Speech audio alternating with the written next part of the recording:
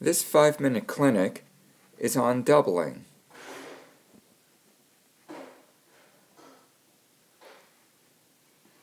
First, the easy part of this.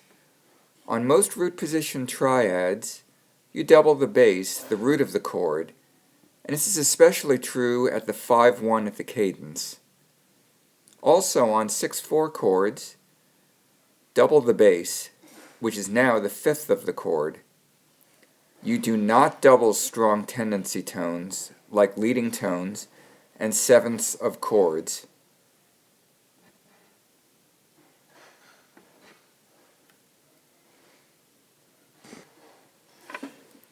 Here's how this works.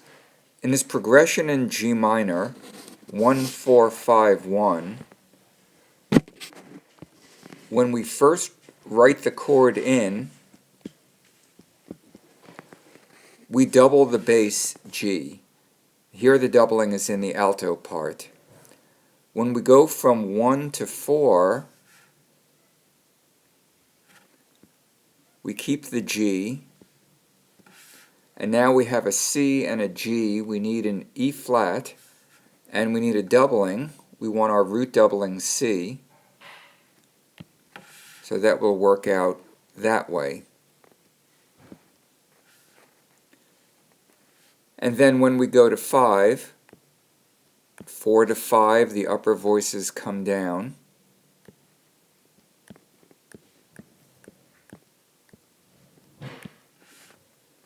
And now the root D is doubled.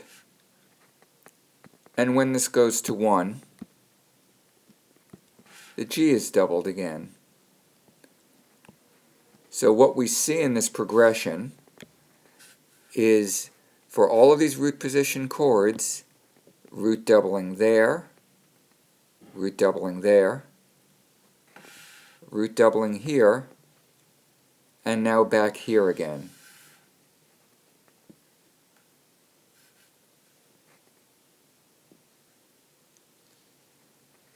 As for 6-4 chords, in this progression,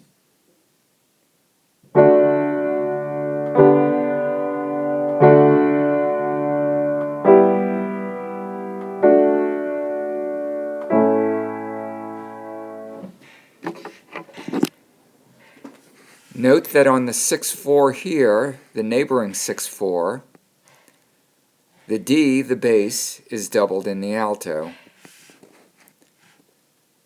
Here, on the cadential 6-4, the doubling is here in the tenor with the bass.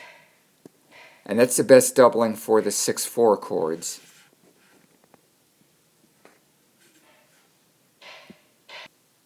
The doublings for 6-3 chords are a little bit trickier. There are really 3 different guidelines or tendencies, and sometimes you can fulfill all 3, and sometimes only 1 or 2 of them. Here they are. The tendency for 6-3 chords, or first inversion chords, is actually not to double the bass, but to double the soprano. But that's not as hard and fast a rule as it is for the other chords doubling the basses.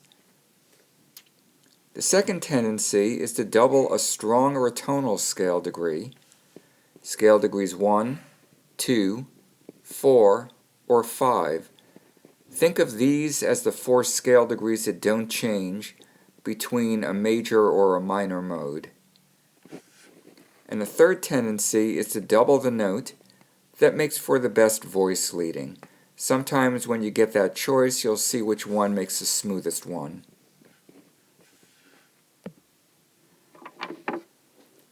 So now in this example,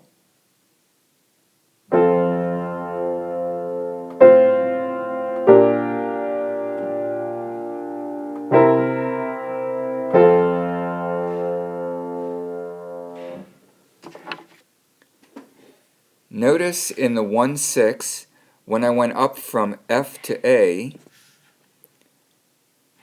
and went up from A to C, I left the other voices where they were, and now the C in the soprano is doubled in the tenor. When I go from the 1/6 to the 2/6, I went down in the soprano. One of the C's goes down, one of them goes up, so I don't have parallel octaves.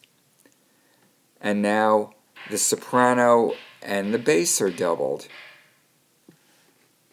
And finally, on the 5/7 chord, which is incomplete, I'm staying on the 7th of the chord B flat here in the soprano.